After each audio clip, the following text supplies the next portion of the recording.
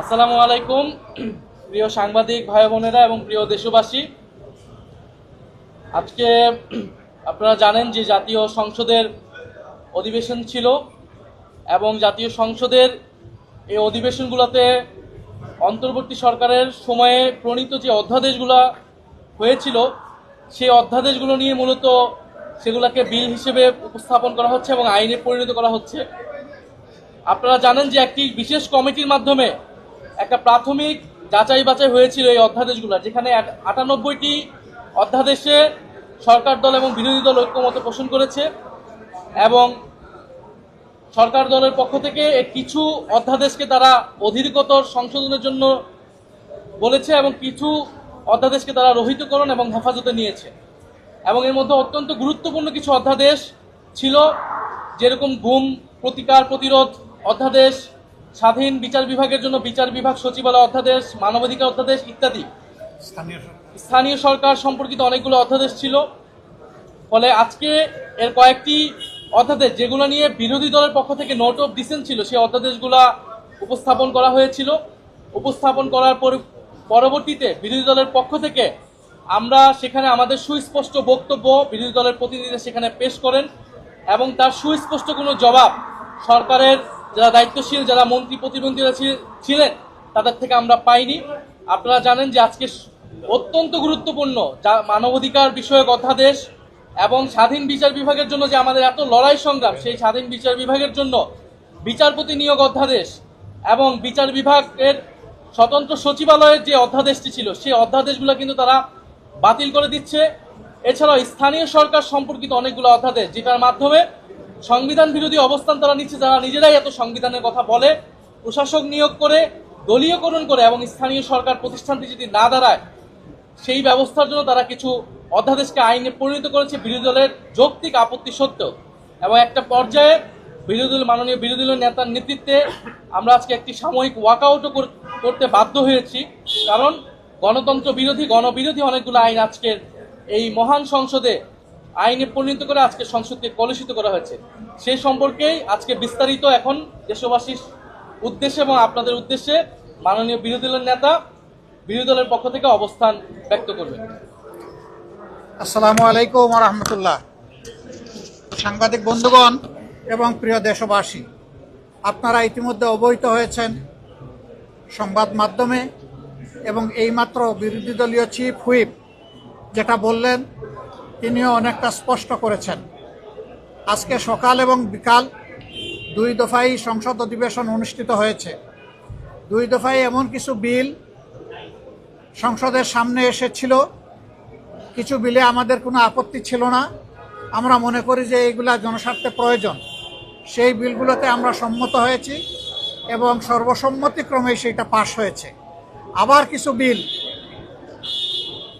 সংসদে উত্থাপন করা হয়েছিল, যেই বিলগুলোর মাধ্যমে সুস্পষ্টভাবে জনগণের অধিকার হরণ, সুপ্রিম কোর্টের এখতিয়ার কেড়ে নেওয়া এবং নির্বাচনী ব্যবস্থাকে ধ্বংস করার পায়তারা ছিল। আমরা সেই বিলগুলোতে আপত্তি উত্থাপন করেছিলাম। আমাদের আপত্তিতে আমাদেরকে সুযোগ দেওয়া হয়েছিল প্রথমে 2 মিনিট। আমরা প্রতিবাদ করে বললাম যে 2 মিনিটে তো কোনো বক্তব্য উপস্থাপন করা সম্ভব নয়। তখন স্পিকার মহোদয় প্রথম বক্তাকে 3 দফায় বাড়িয়ে 6 মিনিট দিলেন, যেটা ছিল আসলেই আমাদের উপর একটা কি বলবো, অবিচার কথাটা বলা ঠিক হয় না, তবে সুবিচার হয়নি। তারপরে আমরা দাঁড়িয়ে দেখলাম যে সংশ্লিষ্ট মন্ত্রী, তার কোনো সময়ের লিমিট নাই, দীর্ঘ সময় ধরে প্রাসঙ্গিক অপ্রাসঙ্গিক অনেক কথাই তিনি বললেন। আমরা তখন বললাম যে আমরা মাননীয় স্পিকারের কাছে আমরা সুবিচার আশা করি। একজনকে আনলিমিটেড টাইম পারমিট করা হচ্ছে আর আরেকজনকে 2 মিনিট দেওয়া হচ্ছে। মাননীয় স্পিকার, আমরা প্রস্তাব দিচ্ছি উভয়কেই পর্যাপ্ত সময় দেওয়া হোক। হ্যাঁ, সময় বাড়ানো হয়েছে, কিন্তু বিরোধী দলের জন্য সময় বেঁধে দেওয়া হয়েছে। 10 মিনিটের বেশি কথা বলতে পারবেন না। মন্ত্রীরা যখন দাঁড়িয়েছেন তাদের জন্য সময়ের কোনো লিমিট ছিল না, তারা আনলিমিটেড কথা বলেছেন। এইরকম ভারসাম্যহীনভাবে আজকে আমাদেরকে দিনটা অতিক্রম করতে হয়েছে। আমরা জনস্বার্থে আমরা সুস্পষ্টভাবে আমাদের আপত্তি জানিয়েছি যে আমরা বিচার বিভাগকে স্বাধীন হিসাবে দেখতে চাই, আর সেই বিচার বিভাগের স্বাধীনতার জন্য বিচারক নিয়োগ এবং স্বাধীন সচিবালয় বিচার বিভাগের কায়েম হওয়া অতি জরুরি, যা ইতিমধ্যে একটি রায়ের মাধ্যমেও গতকাল এটা জনগণের সামনে এসেছে। আমরা বলেছি সংবিধান এবং সর্বশেষ রায় এই দুইটাই বলে দিচ্ছে যে এই দুই জায়গায় হাত দেওয়া সঙ্গত নয়, এটি অন্যায়, এটি বিচার বিভাগের উপরে নির্লজ্জ হস্তক্ষেপের সামিল। সুতরাং এখানেও আমরা ডিফার করেছি। এরপরে বিচারক নিয়োগের ক্ষেত্রে কথা এসেছে, তারাই যুক্তি দিতে গিয়ে প্রমাণ করেছেন যে অতীতে দলীয় বিবেচনায় যে সমস্ত বিচারপতিদেরকে নিয়োগ করা হয়েছিল তাদের হাতেই বিচারপতি খায়রুল হকের জন্ম হয়েছে, বিচারপতি মানিকের জন্ম হয়েছে এবং শপথপত্র রাজনীতিবিদ জনাব এনায়েত রহিমের জন্ম হয়েছে, তারা এটা স্বীকার করেছেন। আমরা সেই জায়গাটাই ফোকাস করেছিলাম যে বিচার বিভাগের নিয়োগ যদি নির্বাহী বিভাগের কর্তৃত্বের ভিতরে থাকে তাহলে বিচার বিভাগে এই ধরনের দুর্ঘটনা ঘটতেই থাকবে এবং জনগণ ন্যায় বিচার থেকে বঞ্চিত হবেন। কাজেই আমরা চাই না যে এখানে নির্বাহী বিভাগের কোনো কর্তৃত্ব থাকুক। ইন্টারিম গভর্নমেন্ট যে অধ্যাদেশ জারি করেছিল সেখানে কার্যত নির্বাহী বিভাগের কোনো প্রভাব ছিল না। তারা আগেরটাই ফিরে গিয়ে তারা প্রমাণ করলেন হাসিনা খারাপ কিন্তু হাসিনার নীতি ভালো। আমরা সেম বলতে বাধ্য হয়েছি।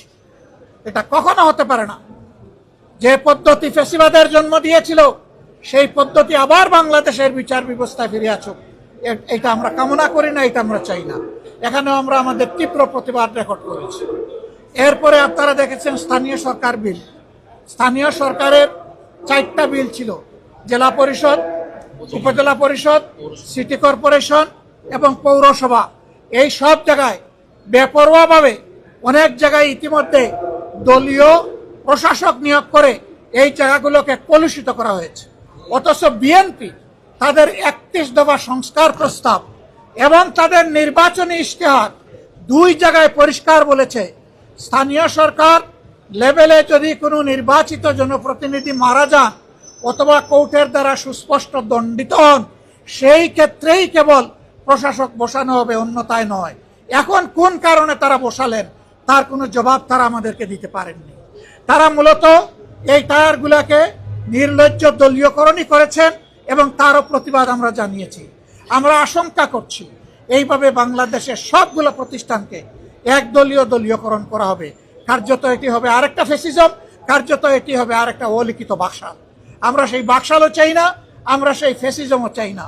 এই জন্য এই ব্যাপারে আমরা সংবিধান থেকেই যুক্তি উত্থাপন করেছি এবং এই ব্যাপারে অতীতের অনেকগুলা গুরুত্বপূর্ণ মামলা কুদরতে এলাহি বার্সার সরকার, তারপরে মাজদার হোসেন বার্সার সরকার, এই মামলাগুলো আমরা সামনে এনেছি রেফারেন্স। আমরা আশা করি এইগুলো আপনারাও জানেন। আমরা জনগণের পক্ষে, এই জন্য জনবিরোধী যে আইনগুলো আজকে সংসদে শুধুমাত্র টুটার মেজরিটির বলে পাশ করা হয়েছে তারই প্রতিবাদ জানিয়ে, নিন্দা জানিয়ে আমরা সংসদ থেকে ওয়াক আউট করেছি। কিন্তু আমরা সংসদ বর্জন করি নাই।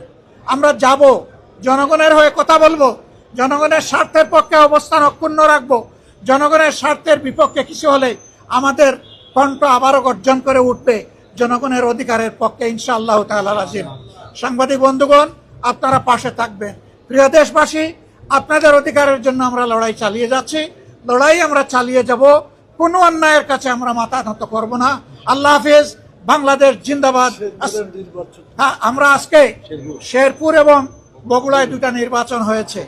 এখানে অনেকেই বক্তব্য রাখতে গিয়ে বলেছেন 94 সালে হয়েছিল মাগুরায়, এবার হলো বগুড়ায়। শুধু নাম পরিবর্তন হয়েছে কিন্তু স্টাইল একই ধরনের ছিল। দলীয় সরকারের অধীনে তাদের কমিটমেন্ট ছিল তারা রাষ্ট্রীয় কোনো প্রতিষ্ঠানের উপর হস্তক্ষেপ করবেন না। আজকে কি হয়েছে জনগণ দেখেছে। শেরপুর 3 আসনে এর আগেও আপনারা জানেন আমাদের একজন সহকর্মীকে হত্যা করা হয়েছিল। একটা উপজেলার একজন সেক্রেটারি মৌলানা রেজাউল করিমকে আজকে আরেকটা উপজেলার একজন সেক্রেটারিকেও হত্যা করা হয়েছে। আমরা তার নিন্দা জানাই এবং এই দুই হত্যাকাণ্ডে দোষী, দুষ্কৃতিকারী, হত্যাকারী, খুনি যারা, এদেরকে বিচারে আওতায় আনার জন্য আমরা এই সংসদের স্পিকারের মাধ্যমে সাহায্য কামনা করেছি। প্রিয় দেশবাসী, এর মাধ্যমে প্রমাণ হয়ে যাচ্ছে যেই লাউ সেই কদু। এতদিন পর্যন্ত বিএনপির সমস্ত ভুলই ছিল মানুষকে ধোঁকা দেওয়া এবং প্রতারণা করা। তারা সেই একই ফ্যাসিজমের পথে হাঁটছে। আমরা আপনাদেরকে কথা দিচ্ছি দেশবাসী, আমরা ফ্যাসিজমকে মেনে নেব না। আগের ফ্যাসিজমকেও মেনে নেয়নি জনতা, আগের ফ্যাসিজমকে রুখে দিয়েছিল। নতুন করে ফ্যাসিজমকেও যদি কেউ প্রতিষ্ঠা করতে চান, তাও ইনশাআল্লাহ জনগণকে সাথে নিয়ে আমরা রুখে দেবো ইনশাআল্লাহ। আল্লাহ হাফিজ। বাংলাদেশ জিন্দাবাদ।